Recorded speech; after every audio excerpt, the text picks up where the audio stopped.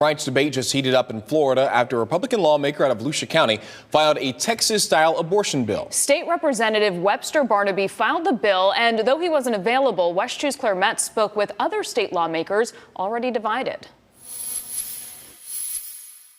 It's a really offensive piece of legislation. Democratic State Representative Anna Eskamani of Orlando, who for years worked with Planned Parenthood, says she's not surprised, but she is disgusted that a Republican freshman colleague, Webster Barnaby of Deltona, filed the so-called Florida Heartbeat Act.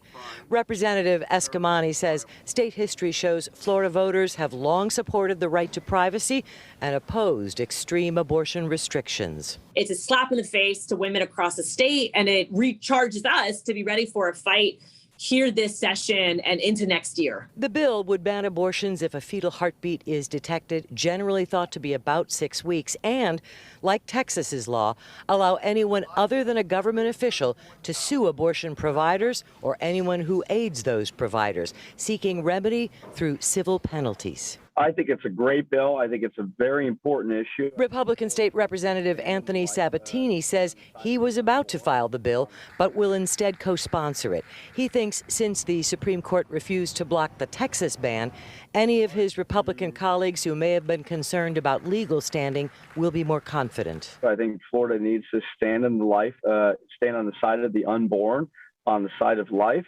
And that's what this bill does. This bill prohibits abortions for people who have heartbeats. But Representative Eskamani says she and fellow Democrats will stand in fierce opposition, perhaps getting some Republican support along the way. We're going to do everything we can as Democrats and Minority Caucus to build relationships across the aisle with women to stop this bill from actually passing and becoming law. Claire Metz, WESH 2 News.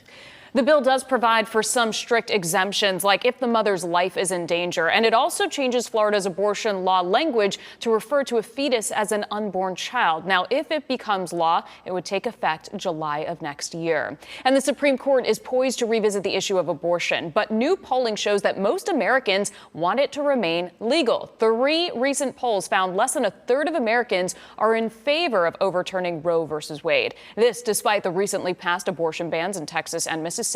The Marquette Law School, Quinnipiac University, and Monmouth University released the polls over the past week. The Supreme Court is set to hear oral arguments on the Mississippi law, which would ban abortion after 15 weeks. A decision is expected next summer.